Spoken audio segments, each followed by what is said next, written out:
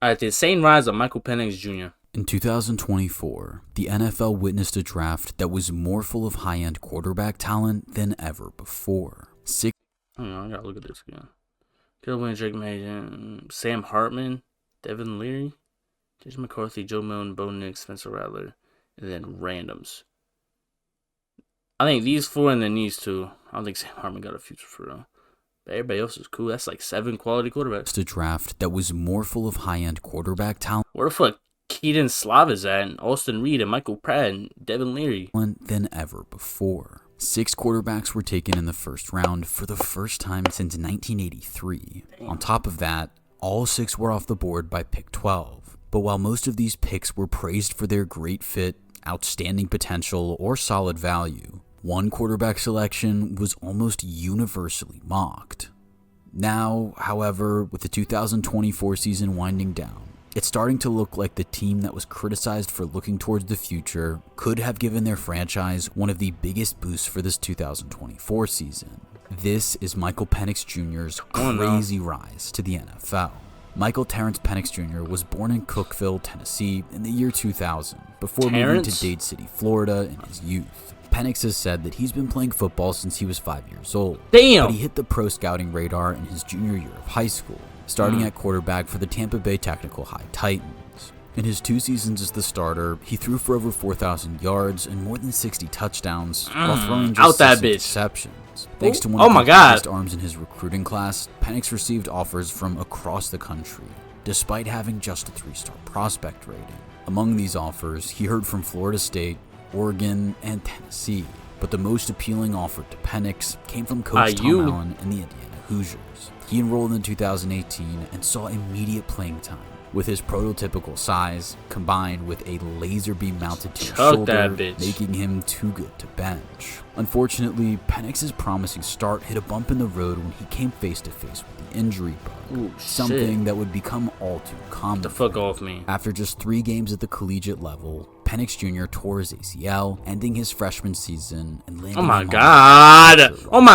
Coming back from injury in 2019. Penix battled for and won the starting job over Peyton Ramsey, although they handed it back and forth. Oh my god. Between the 2 quarterbacks, it was Michael Penix Jr. who was the most productive, going 3-1 as a starter, but he was banged up for most of that early stint.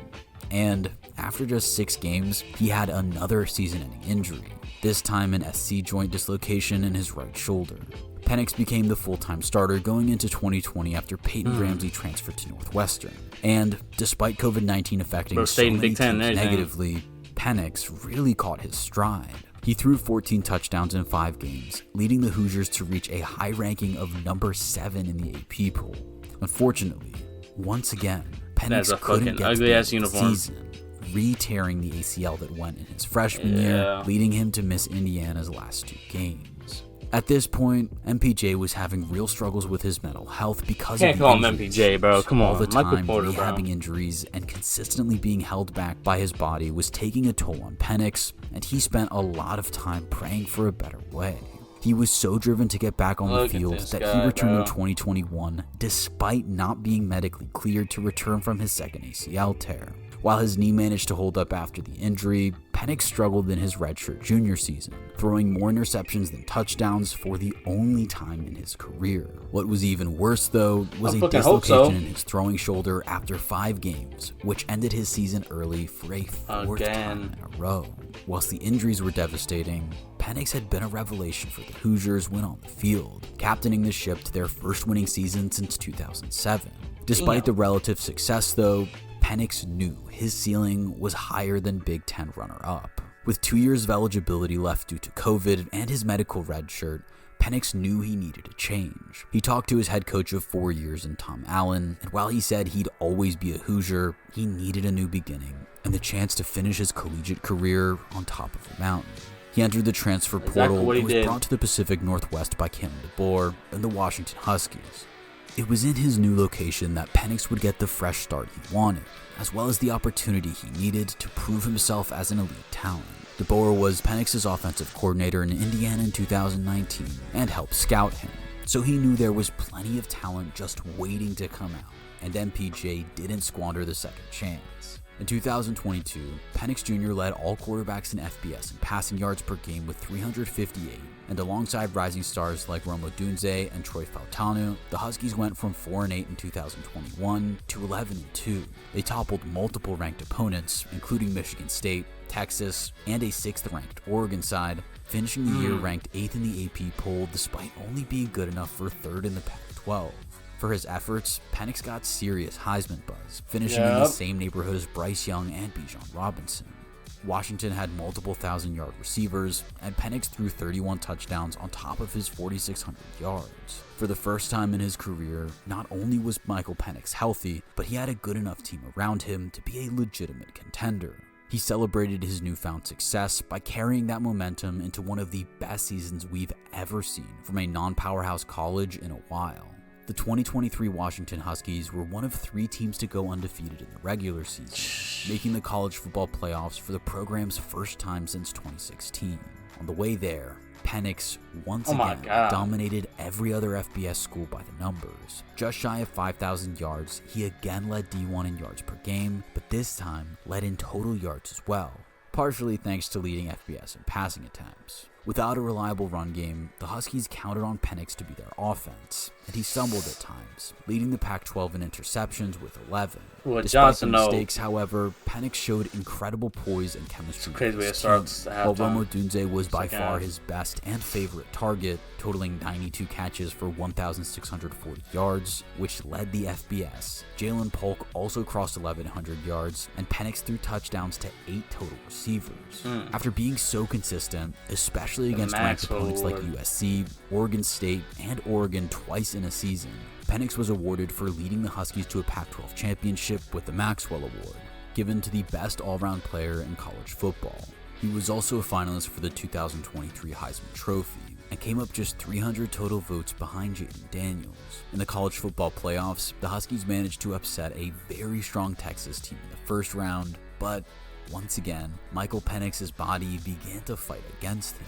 He was forced to wear padding to protect his ribs in the 2023 season's championship game against Michigan, before picking up injuries to both his torso and ankle. Washington came up short, but Penix muscled through injury to play from start to finish. Outmatched against a dominant Wolverines team, Penix threw for 255 yards and a touchdown, despite being unable to get the running game going. His 2 interceptions were unfortunate, but the 34-13 loss was still a victory for Penix, who had shown just how well he could perform when given a chance on the national stage. As I've mentioned a few times, Penix's claim to fame is his nuclear warhead of an arm. He was healthy enough for his pro day and the NFL scouting combine to impress with his 6'2" frame and solid athleticism.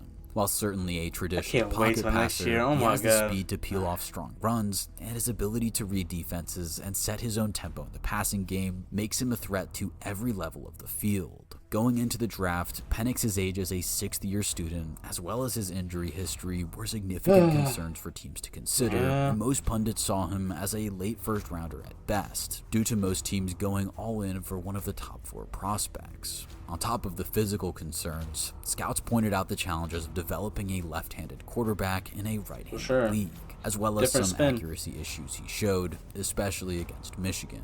He was still a highly touted prospect, but he would need the right fit.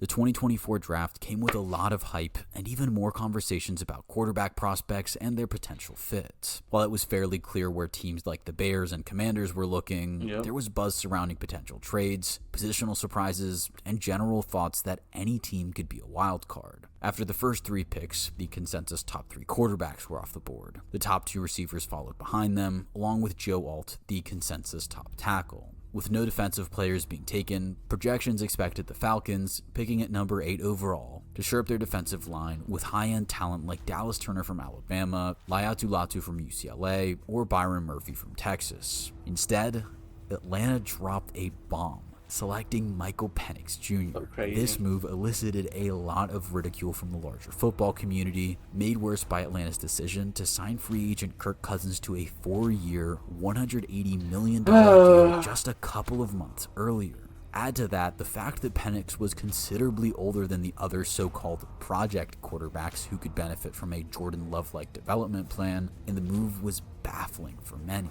The Falcons then brought on even more criticism when they decided Penix had shown them enough in his preseason debut, leading 2 scoring drives before being officially named the backup and stashed away, not appearing in either of the other 2 preseason games. The Falcons clearly liked what they saw, and now it seems like they were sharper than their critics. The proof of Penix's potential and great fit in Atlanta is already on tape, and not just from college. After sitting behind Kirk Cousins for 15 weeks, the Falcons called the number of their new franchise quarterback, benching Kirk Cousins after an underwhelming 5-game stretch that included 4 consecutive losses and 9 interceptions. With a premium piece ready and waiting, Atlanta pulled the trigger and slotted Penix into the lineup in Week 16 to tackle the New York Giants, who are a pretty ideal team to try a new quarterback against. Maybe the Raiders? I don't know. There were speed bumps, but there were also flashes of brilliance. The Falcons beat the Giants 34-7, scoring 34 unanswered thanks to a great defensive performance and an efficient day from their new starter. Penix completed 67% of his passes for 202 yards, and his stats arguably should have been even better since 3 of his incompletions were on true drops from his receivers.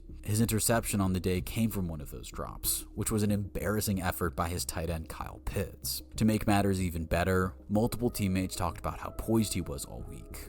Faced with the tricky task of stepping into the spotlight mid-season with little time to prepare and adjust to being QB1. Guys like Bijan Robinson loved the way Penix held himself in his first start, which is a very promising sign moving forward.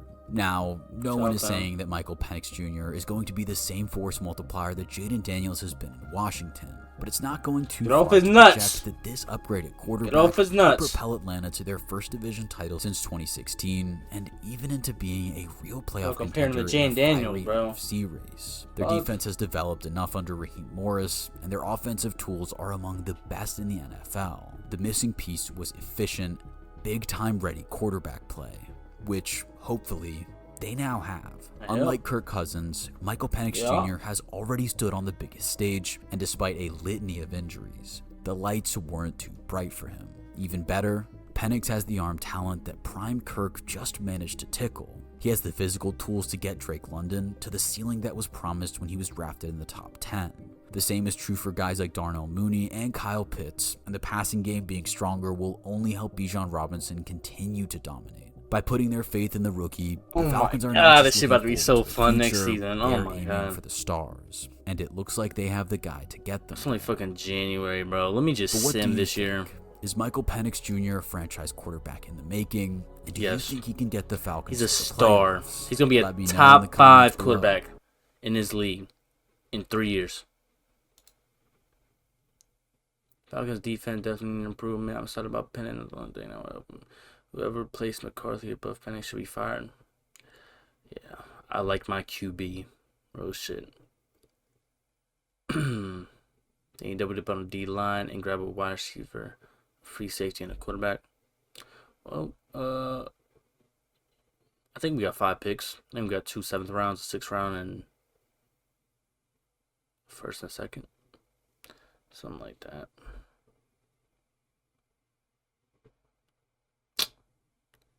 Insane rise. You go. I don't know if it's just stupid, bro. The insane rise from fucking 2 ACL injuries, 2 shoulder injuries in college to being a fucking 8th round or the 8th pick overall in his draft.